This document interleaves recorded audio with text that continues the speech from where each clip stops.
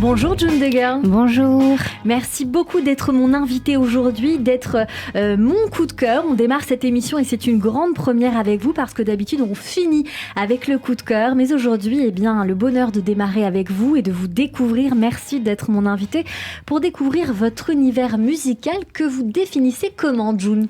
Alors, mon univers musical, je le définis avec du dualité, beaucoup de pop.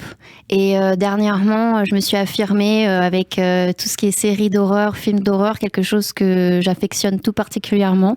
J'adore ça, les films d'horreur. J'y retrouve, je sais pas comment expliquer, mais le monde dans lequel on vit, des fois, est assez hors contrôle et la réalité me fait plus peur que dans un film que finalement on peut arrêter et du coup, on a à peu près la gestion de nos émotions et c'est ça qui est intéressant. Ouais, c'est bien dit et d'ailleurs, on va le découvrir pour ceux qui souhaitent écouter et voir votre titre, les Reasons Why, puisque vous en faites un clip très, très sympa à voir avec justement cet univers que vous venez de nous faire découvrir.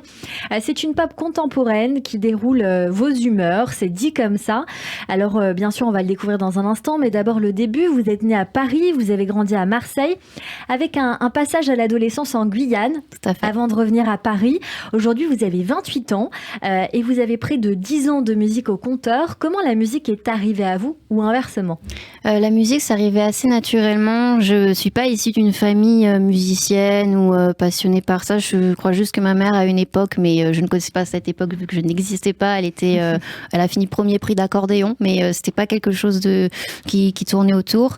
Et je sais pas, comme certains préfèrent faire de la danse, d'autres apprendre un instrument, d'autres faire de la lecture. Moi, mon échappatoire et là où ce que j'aimais faire, c'était chanter.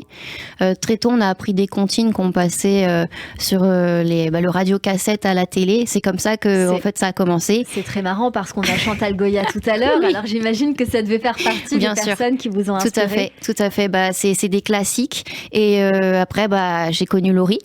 J'ai connu Jennifer, ma meilleure amie. Voilà, tout à fait. Et j'ai grandi en écoutant après un peu plus vieille Avril Lavigne, Taylor Swift qui a été une vraie révélation. Ça m'a poussée à apprendre la guitare puisque je voulais apprendre toutes ces chansons.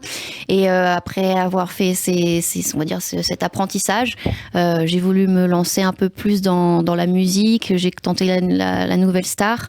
Et suite à ça, j'ai commencé à composer à 18 ans en fait. Voilà.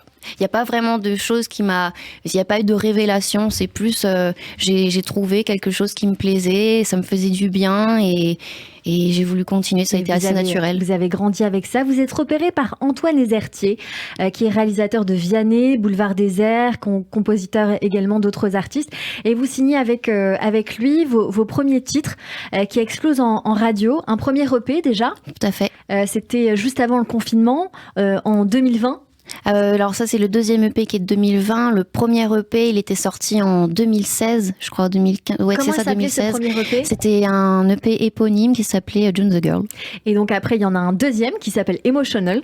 Oui. Alors ça c'était un single. Non, c'était un EP éponyme, ouais. De votre nom, avec donc ce titre Emotional, c'est ça? Oui. Qui contient donc ce titre-là pour cet EP avec I Say Love en playlist sur pas mal de radios, Virgin, RTL2. On va se rafraîchir la mémoire.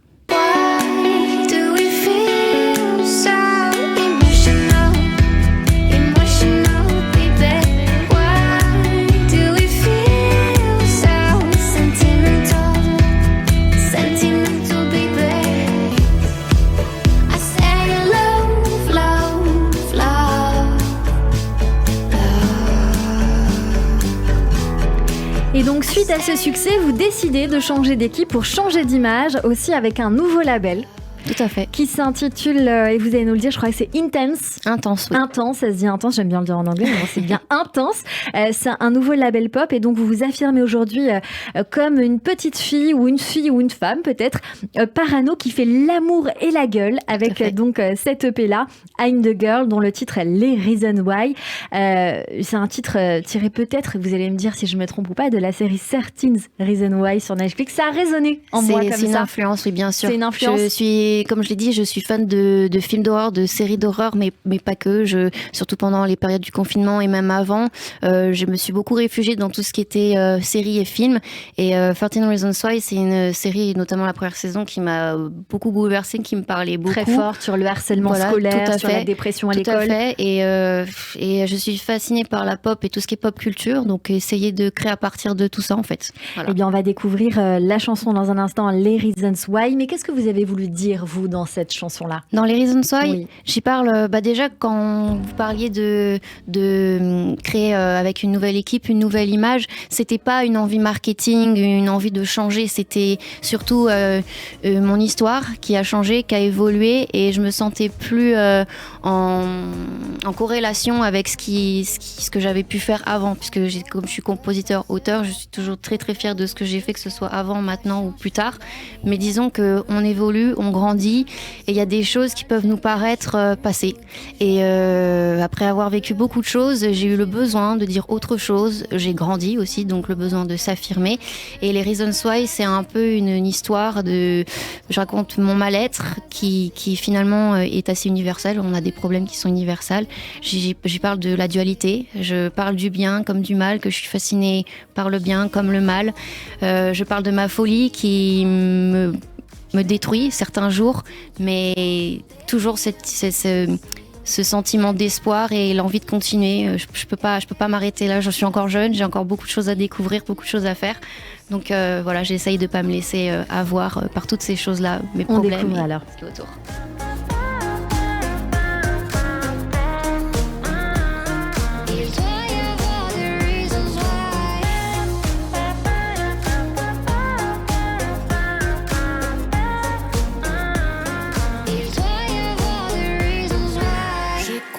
De Peter Pan, trop d'envie sur trop d'écran, tous ces vampires autour de moi qui bouffent mon sang et mon sang-froid. Je crie souvent toute seule, je t'aime, je pleure ce que la vie emmène. Sans la musique, je serais en HP et vous, en fait, comment vous allez? Tous ces trucs aux infos nous ont fuckés. Y'a des drôles de héros, des tombes bien creusées. J'ai la folie, des idées noires et vides. Je fais partie du clan des virgins suicides. Je sais pas si j'y suis. Et qu'est-ce qui m'assassine? Fille de les beaux skis et d'un couteau de cuisine.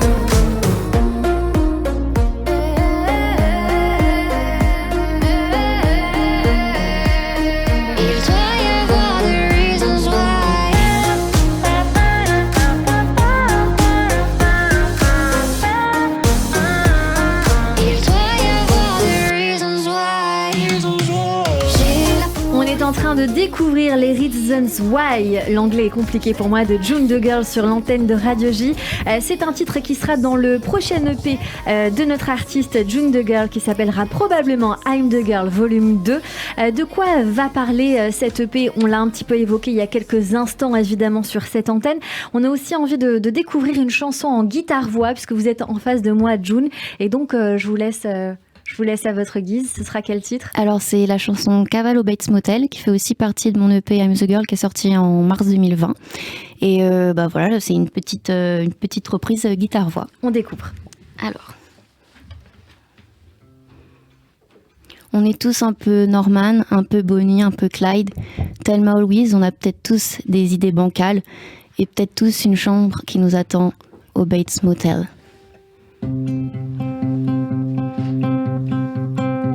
Rendez-vous au Bates Motel, 3h du mat, Michigan Avenue, j'ai compris qu'on était pareil, qu'on était foutus, tout était foutu.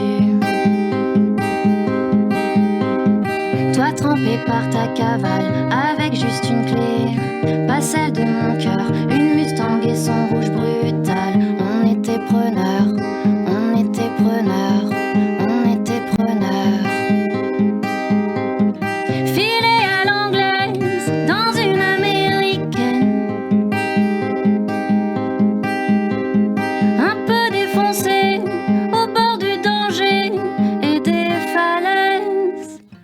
On roulera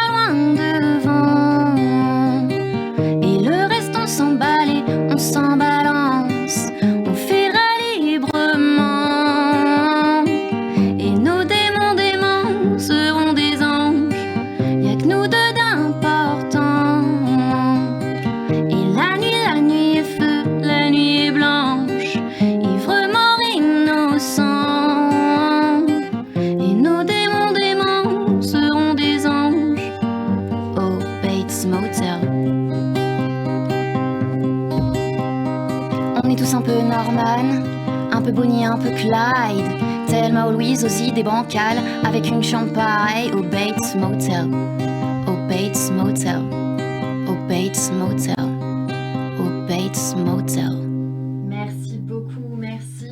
Merci beaucoup, June the Girl sur l'antenne de Radio J. Je rappelle, votre premier EP a dépassé le 1 million de streams et fédéré plus de 25 000 nouvelles écoutes mensuelles. Plusieurs titres de votre EP se retrouvent également dans des playlists.